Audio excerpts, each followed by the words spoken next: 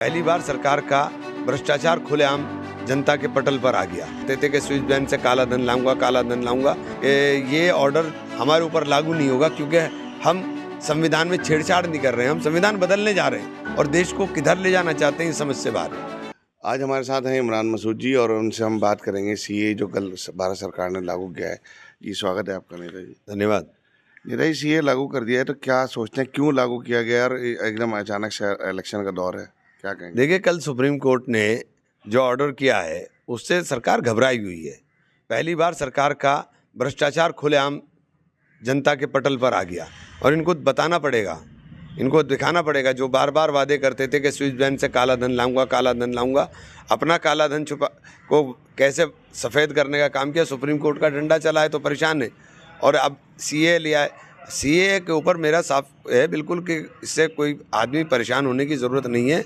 इस जो दर्द है, इस दर्द को अपने दिल में जगाने की ज़रूरत है और उसको वोट के रूप में दिखाने का काम करें। मैं ख़ास तौर से अपील करूंगा, कोई भी सड़क पर आने की कोशिश ना करे, क्योंकि इनके विरोध दिखाने से ये और ताकत में आते हैं। इनके दिल में आपके लिए दर्द नहीं है। दर्द जिसके दिल में, उसको तो विरोध कर करके फ़ायदा है, और वो विरोध करिए जहाँ सही में आपकी चोट हो सके। ये जो संविधान का दिया हुआ अधिकार है, बाबा साहब अम्बेडकर का दिया हुआ अधिकार है, उस अधिकार को संरक्षित करने के लिए, उसको संरक्षण देने के लिए वोट देना ज़रूरी है।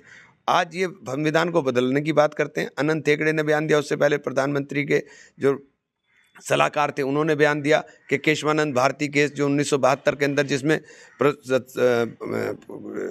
संविधान की मूल भावना के साथ छेड़छाड़ नहीं की जा सकती, उस पर सुप्रीम कोर्ट की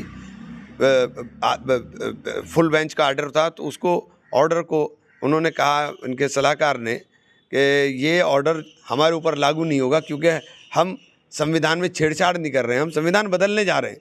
अब अनंत हेगड़े ने कह दिया कि हमें 400 सीटें इसलिए चाहिए कि इस देश, क्योंकि संविधान के अंदर सबका एक चेक और बैलेंस की जो संविधान में चीज़ दी गई है, ये उन सब चीज़ों को बदलना चाहते हैं और देश को किधर ले जाना चाहते हैं, इस समझ से बाहर है। लोगों में एक भ्रम सा, जब नोटिफिकेशन जारी हुआ उन्होंने फ़ोन करने शुरू कर दिए कागज़ों को लेकर, इस सब के बारे में आप क्या मैसेज देना चाहेंगे आम लोगों को? देखिए, अपने कागज़ को दुरुस्त करा करके रखिए, कोई किसी को निकाल नहीं पाएगा। ये मुमकिन नहीं है कि निकाल दें किसी को, ये कोई सब भ्रम की स्थिति है, ऐसा कुछ नहीं है। अपने कागज़ तैयार करके रखिए और उस गुस्से को, मेरी बराए करम बराए मेहरबानी, ये रमज़ान का महीना है, घरों में इबादत करें।